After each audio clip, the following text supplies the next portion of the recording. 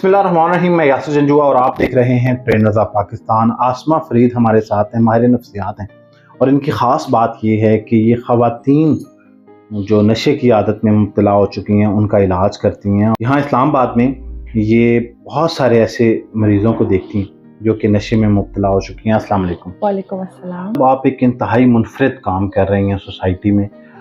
मर्दों के लिए नशे का इलाज तो हमने सुना था होता है, और ख़वातीन जो नशा करती हैं, ड्रग्स लेती हैं, उनका इलाज आप करती हैं।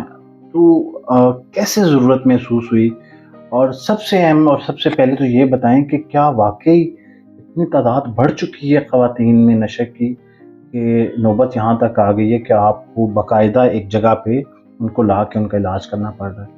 जी बिल्कुल, अगर हम नशे की बात करें तो मर्द हज़रात के साथ-साथ औरतें भी उस रुझान तक पहुँच रही है।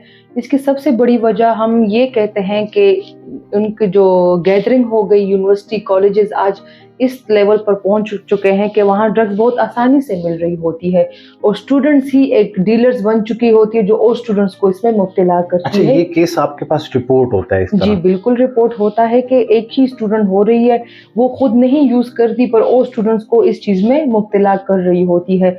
जैसा कि पाकिस्तान के हालात है कि महंगाई बढ़ गई, हर किसी को पैसों की ज़रूरत है, तो हर कोई एक शॉर्टकट्स की तरफ आ रहा है। तो सबसे जो बुरा शॉर्टकट है वो ड्रग्स बेचना ही है आजकल, तो जो ये बहुत आसान है। अच्छा, किस एज की ख़वातीन जो हैं वो ज़्यादा ड्रग्स की तरफ जा रही हैं? जो यूनिवर्सिटी लेवल की एज होता है, जिसको हम 20s 30s कह सकते हैं, ये एज वाली लड़कियां बहुत ज़्यादा इस चीज़ में मुब्तला हो चुकी हैं। अच्छा, इनके घर वालों को जब पता चलता है कि ये नशे में मुब्तला हैं और वो आपसे राब्ता करते हैं, तो किस ज़हनी कैफ़ियत में होती हैं, और क्या वजह बताती हैं ये लड़कियां कि हम नशे की तरफ गए क्यों?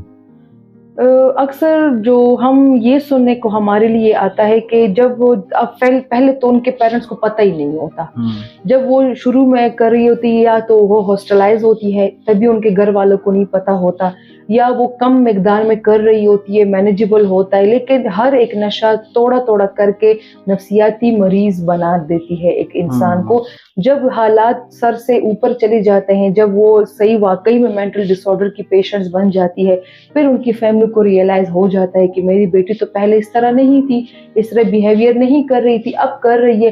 फिर उनको तजस्सुस होता है, फिर आगे जाके जब वो इन्वेस्टिगेट करती है तो वो ड्रग एडिक्ट बन चुकी होती है। आप कैसे इलाज करती हैं? क्या रेमेडी इस्तेमाल करती हैं कि नशे की आदी जो ख़वातीन हैं, लड़कियां हैं, वो इससे फिर सेहतयाब होके इसको छोड़ देती हैं? जी सबसे पहले तो ये होता है कि हम इसका ड्रग प्रोफाइल टेस्ट करते हैं, ताकि हमें पता चले कि कौन सा ड्रग्स यूज़ कर रही है और कितने केमिकल्स उनके बॉडी के अंदर मौजूद है। फिर साइकियाट्रिस्ट को रेफ़र किया जाता है, वो प्रॉपर मेडिकेशंस लिखती है, जिसकी वजह से आसानी से जो पेन फ्री डिटॉक्स हो जाता है, उसमें इनकी क्रेविंग को जो तलब होती है नशे की, वो भी कंट्रोल किया जाता है। साथ-साथ उसकी मैं काउंसलिंग साइकोथेरेपी करती हूँ और उनको एक नई सोच देने की कोशिश कर रही होती हूँ, ताकि वो अपनी ज़िंदगी आसानी से ड्रग फ्री गुज़ार सके। क्योंकि ये मैं अपने हर मरीज़ को यही कहती हूँ कि नशे के बगैर भी ज़िंदगी बहुत अच्छे तरीके से गुज़र सकती है, अगर हम गुज़ारना चाहें तो। मुझे अफ़सोस उस टाइम होता है जब मैं अनमैरिड बच्चियों को देखती हूँ, वो इन चीज़ों में मुब्तला हो जाती है, तो मुझे यही उन पे तरस आता है कि वो अपनी आगे ज़िंदगी कैसे गुज़ारेंगी। उनके लाइफ में तो बहुत-बहुत सी चीज़ें हैं जो उन्होंने देखनी है, अपने रिलेशनशिप को आगे लेकर जाना होता है, अपनी स्टडीज़ को कंप्लीट करना होता है, बहुत से अपने जो हॉबीज़ को वो पूरा करने की कोशिश करेंगी, तो जो ड्रग के साथ बहुत नामुमकिन बात है जो ये कर सकेंगी।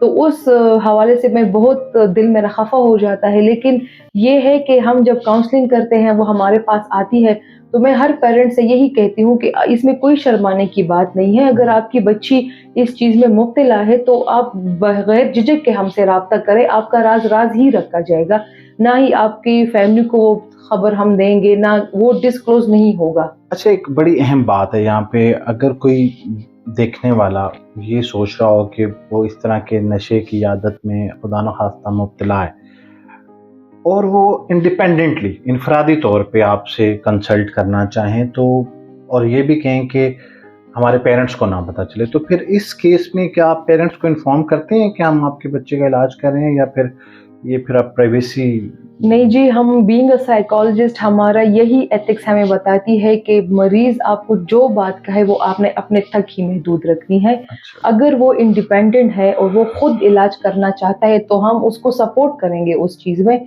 तो हम उसकी फैमिली को बिल्कुल नहीं बताएँगे और हम उसको अपने साथ-साथ लेकर चलेंगे, काउंसलिंग भी उसकी करेंगे, मेडिकेशंस भी प्रोवाइड करेंगे, थेरेपी भी करेंगे, ताकि वो अगर वो खुद को बदलना चाहती है तो हम उसका साथ देंगे उस चीज़ में। किस वाले नशे में ज़्यादातर लड़कियां इन्वॉल्व होती हैं? यूनिवर्सिटी कॉलेजेस की जो बच्चियां हैं, वो आपके पास जो केसेस रिपोर्ट होते हैं, कौन सा नशा ज़्यादा सराइत कर रहा है? आइस बहुत ज़्यादा है, जिस तरह लड़कों में ज़्यादा उस तरह लड़कियों में भी आइस बहुत ज़्यादा है और साथ-साथ में पार्टी पिल्स। पार्टी अच्छा। पिल्स ऐसी होती है जो अक्सर हॉस्टलाइज्ड लड़कियां हो गई या जो यूनिवर्सिटीज़ में ऐसी पार्टियां जो होती है जिसमें ये लोग पार्टी पिल्स यूज़ करते हैं, वो भी आइस की ही एक किस्म हम कह लेते हैं कि उसी तरह की रिस्पॉन्ड करती है। लेकिन हमारे पास जो आइस और पार्टी पिल्स की बहुत ज़्यादा केसेस आते हैं। तो ये पार्टी पिल्स के जो केसेस हैं, ये ओकेजनली होते हैं, इसके एडिक्ट हो जाती हैं फिर वो? इसके एडिक्ट जब बनते तो वो कसर आइस में पूरी कर लेते हैं। अच्छा। जी, वो आइस यूज़ कर एडिक्शन रहे वहां से जी, इनिशिएट होती है जी और फिर बिल्कुल। वो आइस के नशे में बिल्कुल, कन्वर्ट हो फिर जाता है। जब भी पार्टी होती है, जब भी गैदरिंग उनकी होगी, पार्टी पिल्स भी यूज़ होंगी और साथ-साथ डेली रूटीन पे आइस यूज़ होगी। अच्छा। जी। तो जो आपके पास मरीज़ा पहुँच जाए और इलाज कराना शुरू कर दे, तो फिर कितना वक़्त दरकार होता है उसको दोबारा अपनी वापस असली ज़िंदगी में जाने के लिए? वैसे तो नशे का इलाज 3 से 4 महीने का होता है, लेकिन हमारी सोसाइटी को मद्देनज़र रखते हुए हम औरतों को एक ये अपॉर्च्युनिटी भी देते हैं फीमेल्स को कि आप बेशक आएँ, कम से कम डिटॉक्स जो होता है आपके बॉडी से हम केमिकल्स वॉश आउट करें, आप वो हमारे साथ गुज़ारें 30 से 45 दिन का वो दौरानिया होता है। उसके बाद हम उसको आउटडोर ट्रीटमेंट पे रखते हैं। आउटडोर का मतलब है कि वो वन्स अ वीक आके सेशंस भी अपना ले रही होती है और साथ-साथ अपनी मेडिकेशंस भी जारी कर रही होती है। ये तो हो गई यूथ की बात। यूनिवर्सिटी, स्कूल, कॉलेजेस में, स्कूल्स में तो शायद नहीं, कॉलेजेस और यूनिवर्सिटी में तो इस उम्र से अगर कोई निकल गया है, तो ज़्यादा उम्र की ख़वातीन भी इसमें कहीं राग़िब होती हैं या फिर वो नहीं जाती नशे की तरफ? नहीं, जो ज़्यादा उम्र की ख़वातीन हैं, उसमें बहुत ज़्यादा जो मेजॉरिटी की औरतें हैं, वो इंजेक्शन लगाने की आदत उनको हो चुकी किस होती है। चीज़ के इंजेक्शन? अब यही ग्रेविनेट एविल के इंजेक्शन को मिक्स कर दिया गया, कोई अच्छा। और इस तरह की इंजेक्शंस है, बहुत से ऐसे इंजेक्शन है जिनको मिलाकर वो लोग खुद पहले ये उस टाइम होता है जब आपके सर में दर्द हो, बुखार हो, आप किसी करीबी किसी स्ट्रीट के कंपाउंडर के पास जाके वो आपको फौरी तौर पर एक इंजेक्शन लगा दे। फिर आपको जब फील होता है कि तो मेरे पेन भी चले गए, मैं मेंटली रिलैक्स हो गई, फिर जब भी आपकी तकलीफ होती है, आपकी तबीयत खराब होती है, आप उसी के पास जाके वही इंजेक्शन का डिमांड करती है। फिर स्लोली एंड ग्रेजुअली वो खुद लेना शुरू कर देती है, घर में खुद लगाना शुरू हो जाता है उनका, जिसकी वो दिन में 10-10, 12-12 तक क्वांटिटी की बात चली जाती है। फिर उनके प्रॉपर बदन पे ज़ख्म हो जाते हैं, उन पे गंद निकलना शुरू हो जाता है। ये सारी चीज़ें फिर जब बहुत ख़राब हो जाती है तब हमारे पास वो मदद के लिए आती है। फिर उसमें हम यही कहते हैं कि पहले आप अपनी स्किन की ट्रीटमेंट करें, उसके बाद हम आपकी डिटॉक्स करेंगे। तो ये मैं यही बताना चाहूँगी कि आप में से देखने वालों में से जो भी इस स्टेज में से है, जो जिनकी अभी स्किन खराब नहीं हुई, लेकिन उनको पता है कि ये इंजेक्शन लगाने के आदी हो चुके हैं, तो उनको चाहिए कि मेरे दिए गए नंबर पे राब्ता करें ताकि वो उस बहुत बुरी सिचुएशन पे पहुँचने से पहले ही खुद को कंट्रोल कर ले और रिकवर हो जाए।